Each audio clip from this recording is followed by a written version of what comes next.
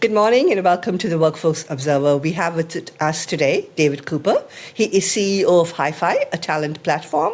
Currently, they're working on releasing version 2 of the platform as part of their plans to offer a complete workforce solution. Welcome, David. It's a pleasure to have Thank you you, here. Subhadra.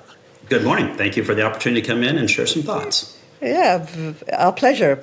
So how would you describe the current state of the industry? Do you see any threats looming over the industry today? I think it's a few things. I think when you look through the industry, right, from a current state perspective, I think the industry is inquisitive. And what I mean by that is inquisitive on a few fronts, right? When you look at the non-employee workforce usage by companies today, for a lot of them, it's flat or even down over prior years. So I think there's a lot of questions in terms of, are companies going to start hiring more? Are they going to start hiring less? I think there's, in addition to that, there's tech innovation, right? You look at things like AI coming into play in the non-employee workforce, and where does this fit?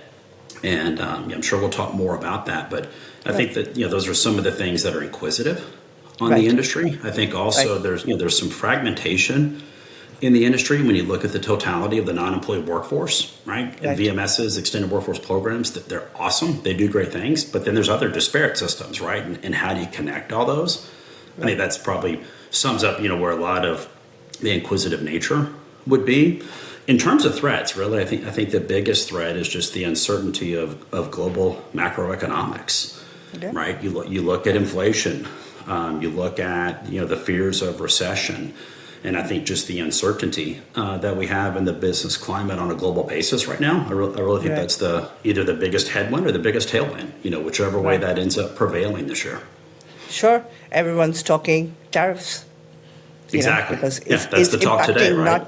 It's not just the stock market. It's impacting everyone's, savings, right? Especially as we're getting closer to retirement. So, I get it. So, talent platforms, how have they evolved over time and where do they stand now? And it's kind of, the question is a two-parter. Where does Hi-Fi fit in? Yeah, I think what's interesting is you're seeing a lot of sectors within talent marketplaces, right? One end of the spectrum, you have gig workers, right? I'm going to do a task and I'm going to complete that task and get paid for that task. On the other end of the spectrum, to your point of where does Hi-Fi fit in, right? On the other end, you have really highly skilled Big Four talent that wants to engage directly with buyers to provide their services. So I think there's just a broad spectrum of I'm sorry, you said Big Four? So say Big Four, right? So thinking your Accentures, your PwCs, your McKinseys, right? Your KPMGs, right? And within Hi-Fi, these are the type of talent resources we have in our marketplace, right? They're 15, 20 plus years of experience with these providers. And they're wanting to engage directly with hiring companies. Right. Again, conversely, on the other side, you've got someone that wants to do a gig for a day, an hour, whatever the case may be. So I think that's what's interesting from a sector perspective, is just how broad that spectrum is. I think what's also interesting is, I just saw a recent report from SIA, actually, where they quote out that 7 of the 10 largest global staffing firms have deployed talent marketplaces. Right. And you start thinking about that and deployed in terms of owning them. So, you and I come from this industry for more years than I want to say publicly, right? But it reminds me when I went to work at Beeline in 2001, right? And at the time, we were owned by NPS Group, one of the largest global staffing companies. And you start to see staffing companies making investments in VMSs, making investments in MSPs. Now here we are, 25 years later, and we're seeing these types of same organizations making acquisitions and investing in talent marketplaces. So to me, it feels like the next evolution, if you will, within this industry by staffing companies. So just clarify a few things for me. So Hi-Fi, for instance, your platform is independently owned. It's not owned by a McKinsey or KPMG. It's owned by a staffing firm, correct? That is correct. Correct, right? Yes. And so if I was McKinsey, do you plug into my system so that I can just go in and use a platform, or how does that work? You could, but not commonly. I mean, we do have some of the companies I referenced earlier that do use our platform. define contingent resources to supplement their own labor, right? But really more of the use case has been around Global 1000 companies. Instead of going to these companies, they're coming to us for this same type of talent, right? They're like, we don't necessarily want to engage talent under that brand or under that cost structure. We want to engage with them as independent workers that have that background. Right. So for you, on your end, there are not issues around implementation and stuff because they come to you, they go in. It's not that you have to plug into them. You see what I'm getting at? Because I know it's a couple things, right? Yeah, absolutely. We're always trying to push the user into their existing system of record, right? So where they use a VMS today, right? The experience is the user can still stay within the VMS and have the totality of their experience in that existing system of record, and we're plugging, our tech into that. Conversely, we work with numerous private equity portfolio companies. They don't have VMSs. So like, hey, we want to log into your marketplace, into your talent platform and engage end to end, right? From identifying the need for a project through contracting and paying for that project. So both of those scenarios exist. That's great. So and you see Hi-Fi fitting in more with the high-end talent, correct? Absolutely. As a platform. Yeah. That is correct. I mean, most of our folks are 15, 20 plus year, former big accounting, former big consulting shops, former private equity shops. These are typically where our talent is coming from.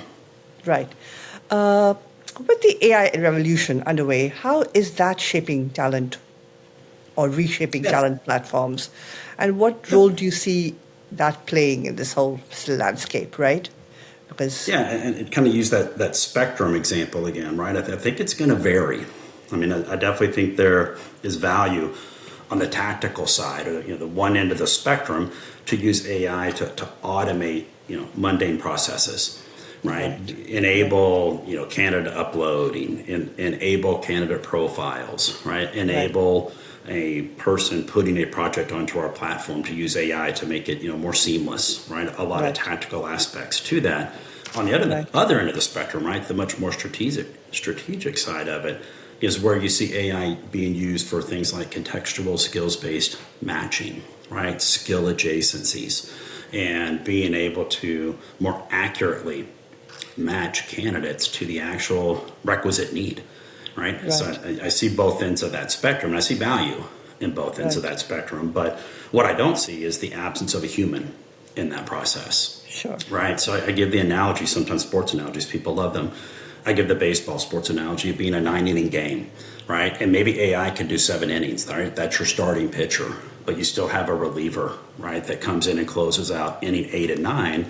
And what I see is still humans being that inning 8 and 9, but it's much higher value human engagement, right? It's not on the front end of sourcing. It's on the back end more of matching, engaging, finalizing project attributes. That's where I see, AI and humans intermingled ongoing in this process. Right. What is your biggest challenge as you put out this platform with AI? Because things are moving so fast. How do you all keep up? Yeah, I think a lot of it is, one of the things we look at in our AI platform is the transparency of the AI. So in other platforms I've seen in the past, you may have a match that occurs, right? Hey, here's a requisite need from client ABC, and here's the match criteria, right? Here's the top 10 candidates, and here's the score, right? 1 to 10, if you will.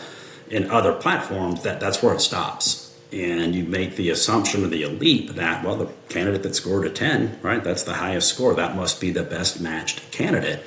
So I'm going to engage that candidate. What we've actually built into our platform is transparency into that AI matching algorithm, right, that is able to show the end hiring manager that these are the candidates that matched, and here's why Sapadra is the best candidate per our AI matching logic, right? And it starts looking at things that go far beyond just skills. Looking at industry experience, looking at certain tags that apply to the worker, certain profile attributes that apply to the worker.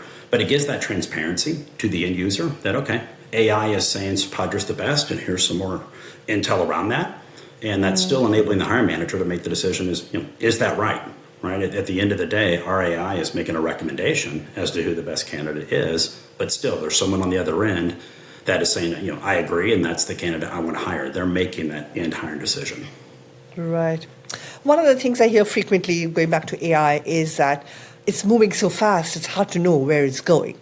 It's just continually, daily there's stuff happening. So how do you as a platform deal with that fast speed, Yeah, a lot of it is just identifying the value for whomever is going to be receiving the outcome of that AI. So when chatbots first came out, right, I was like, oh my gosh, you got to get a chatbot into your technology. And I'm like, well, where's the value, right? What's the purpose? Because we want it to be more than, let's just have a chatbot, right? If it's 3 a.m. and I'm trying to find an opportunity for work and a chatbot's like, good morning, David, how are you? I'm like, I'm great. That I want something more than that, right? So it's the same thing in AI, right? As you start applying AI into your workflow, it's identifying, the value that's going to be derived by that AI. It doesn't make sense because it doesn't necessarily make sense to apply it across the board. I think you have to apply it, on a specific use case basis. Great. I know you've been in the industry, like you said, for a while. MSPs. Yep. What's their future? Because I hear so many different things. I have my own views, but what do you think? Yeah. No, absolutely. I think, MSPs, they've been around 25 plus years, right? Prior to that is vendor on premise, master vendor, changed the acronym. But, I think the MSPs have done an outstanding job in staff augmentation, right? And global deployments in broad enterprise labor categories. I think they've all, for the most part, done a phenomenal job bringing that into scope. Really, the question becomes the next horizon, right? The SOW side of the business, and that's where we play, right? So we see that as well. And there's an evolution for an MSP to go, okay, maybe we're looking at worker tracking just to get our hands around who's here. And then we're starting to get ourselves into the administrative side of SOW, settling out, an SOW process, right? But really, I think the MSPs need to get more in front of the sourcing side, right? Stage 1 of an SOW, right? Is this truly an SOW, right? What is the unit of work that we're looking to get done? And who are the suppliers that we should engage in that, and giving the full metrics on the back end? I really feel that most MSPs can do this today. I think it's really more on the buyer side from an adoption perspective to say, okay, I'm going to let them do this, right? I'm going to have the change management around my MSP that might provide me, a common high volume skill set to also take on, my McKinsey, my PwC, my Accenture SOW. So really, I feel that they can bring more value, but I think it's the client that needs to give them the opportunity to do that value. Interesting. So you're saying there's a big future still for them. It's not over. I do for sure, but it's got to be addressable, right? The clients have got to be able to say, yes, we want to not only outsource the management of our SOW spend to an MSP, but outsource the full end-to-end processes around their MSP. Right. And again, I think the MSPs and the VMSs are more ready for that than some of the Fortune 1000 or Global 1000 companies. Great. Direct sourcing. What's your perspective? What are the challenges? What's going on? Yeah, it's that tire kicker, right? A lot of folks talk around direct sourcing, and not everyone has deployed one for sure. And I still question some of the metrics I see on companies that they say have deployed direct sourcing. But I think it's a phenomenal opportunity, both on the client side and the talent side. And why I say that is for the client, direct sourcing a contingent worker is no different than direct sourcing a full-time worker, right? You're still leveraging your brand to attract talent that want to work for you. Why can't you do that in contingent like you've been doing for the past 15 or 20 years or more on the full-time hire side? So I think there's advantages to the client that people want to work for particular companies sometimes. They want to work for particular projects, et cetera. So I think there's tremendous value.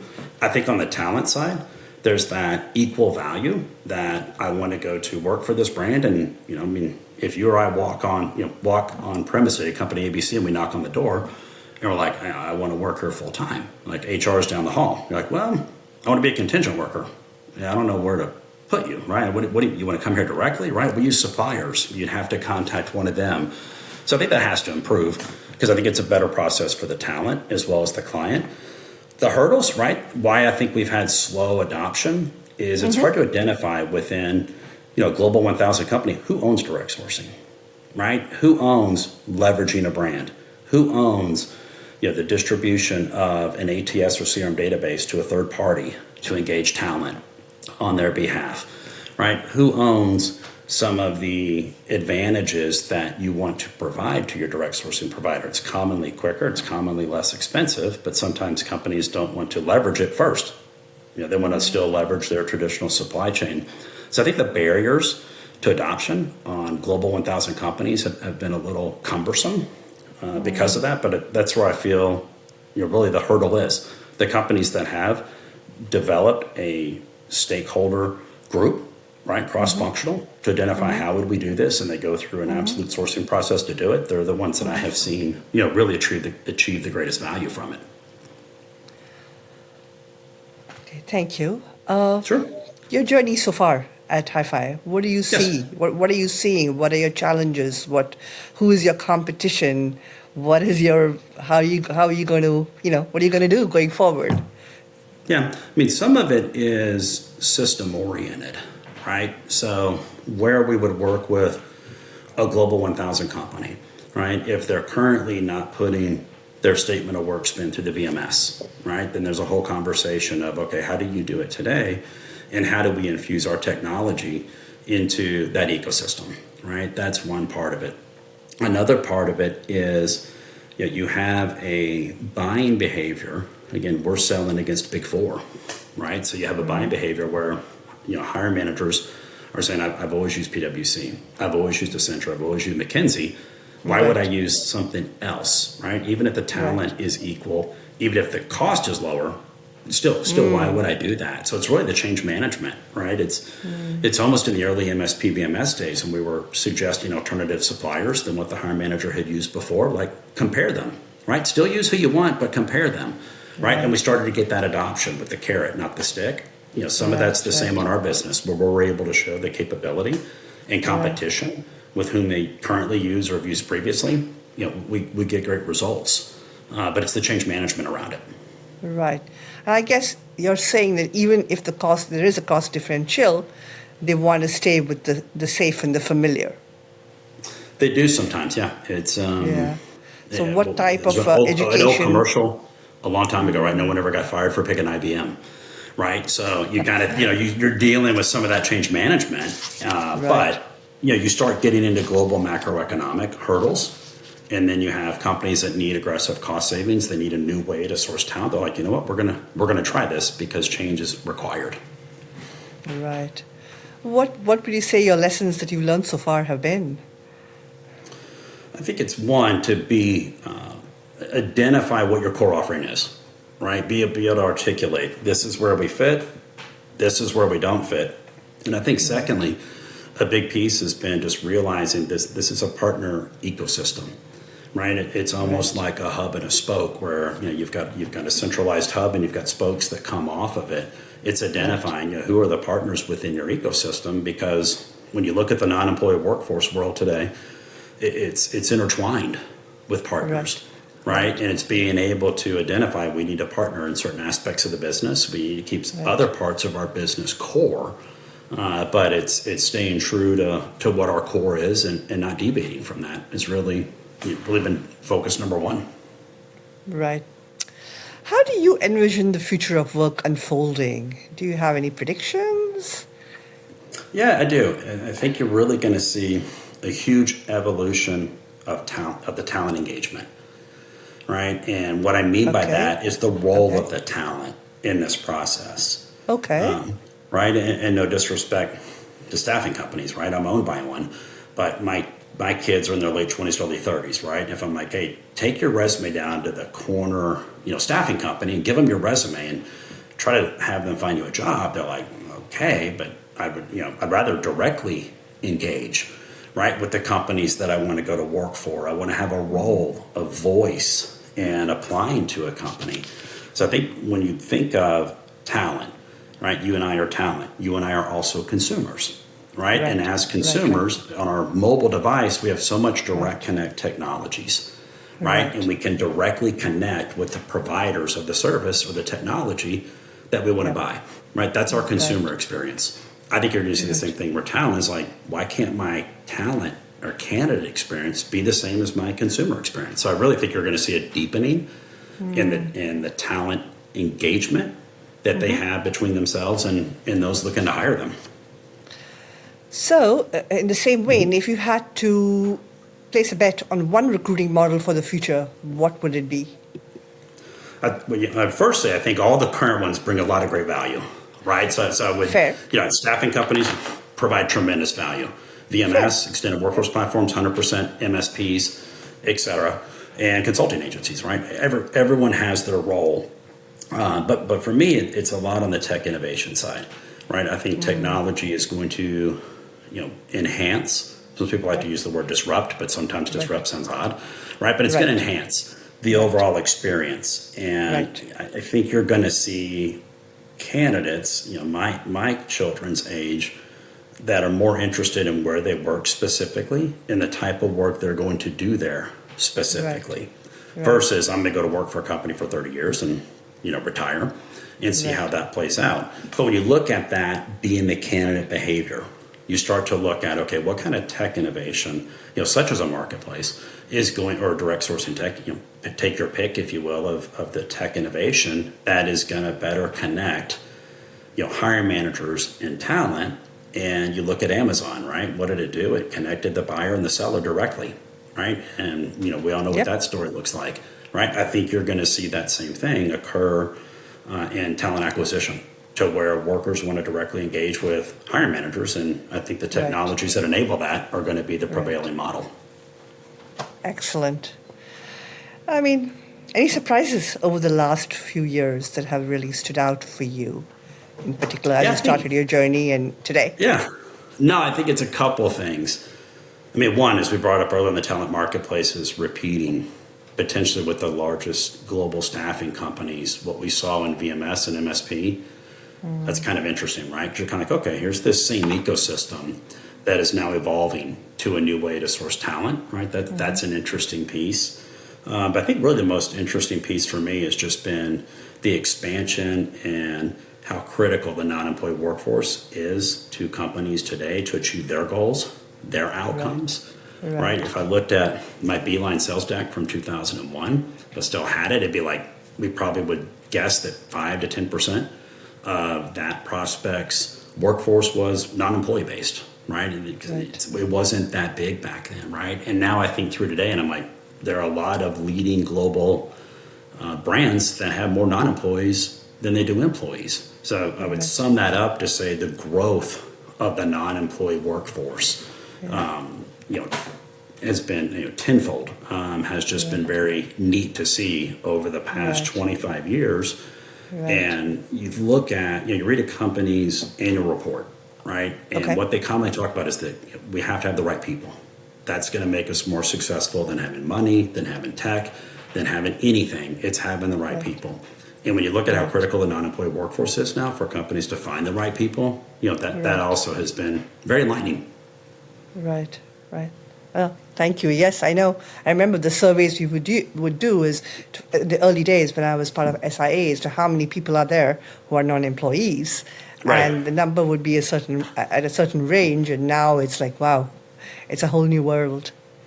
So it is, and just to understand the role we play in it. Yeah. Right. If you would have taken you and I back almost 20 years at an SIA CWS conference, I'm like, okay, this is kind of cool. A lot of people here.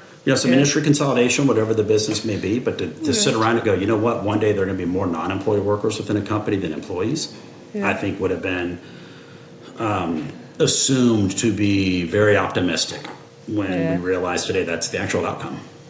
Yeah, no, it is a changing world. I talk to a lot of people who have gone back and forth between the buy side and the supply side. Like they were buyers, and then they went to staffing firms, and then they even flipped back to being buyers. And both the dark side, based on which side you're coming from, right? Depending on which side. Right. Very true, very true. Now, you said something to me in one of our earlier conversations which kind of grabbed me. You said there's staffing firms and then there are, like, I guess, talent platforms, providers, there are HR tech vendors. Do you see a lot of movement of professionals between the two as well? I think it's a couple things. I mean, there's definitely movement amongst the workers within those platforms, right? You may see a worker that, in one scenario is, a staff augmentation contingent worker working on assignment at client A, and then you follow that worker to their next assignment, and they're in an SOW engagement in client B, right? So I think there's a much traffic between those two sides of the equation. But in terms of also employees, if you will, right, transitioning amongst the two, we do, and I think it's because it's fragmented, right? A lot of people talk about total talent management, total talent acquisition, right? And there's just a fragmentation in the industry still. I mean, again, each participant within their particular sector of the industry is doing a great job at what they do. But I think that leads to folks transitioning between one and the other because they're not continuous, they're not joined. So it's like, okay, I wonder what it's like to work on the full-time side of the house in HR or TA because I've been on the contingent side. And I think that's what drives a lot of that curiosity, as well as a lot of the just broadening your career by having a different scope based on how still fragmented it is. Right. Okay.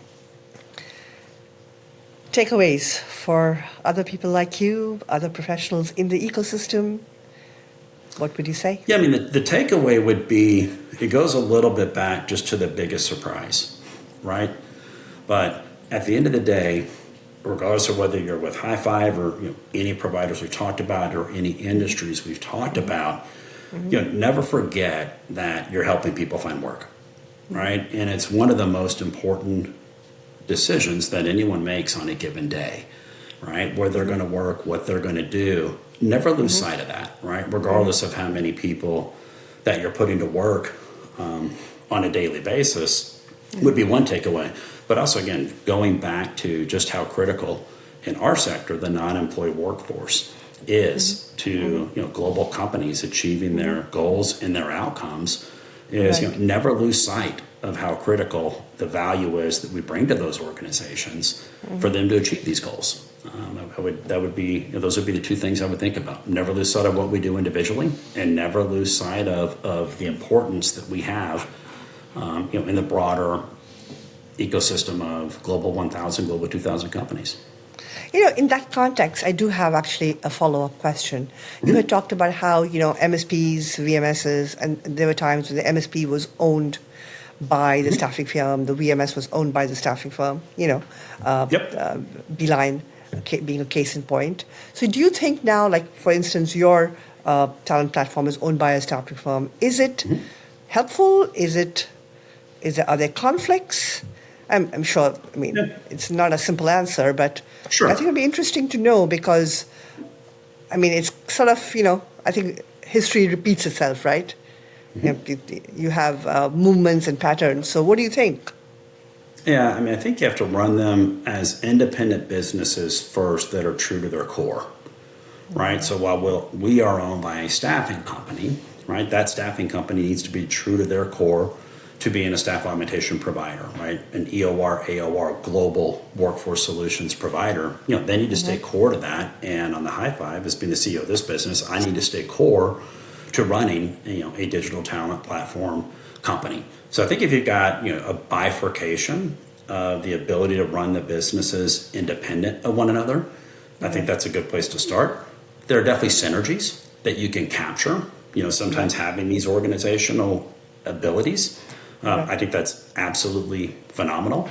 And I think it's kind of interesting because now you look at, we brought up the reference of VMS as being owned by staffing companies, right? Now most of them are owned by either private equity or or global technology companies, right? So it's kind of interesting to see that infusion of capital into it. I think you'll see the same as ours. I think you'll start to see talent platforms that are owned by staffing companies, right? I think you might see an aggregation of them at the PE level. I think you're going to start to see, other investor money come in than just owned by a staffing company.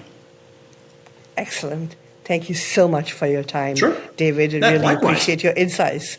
It was a really fun conversation.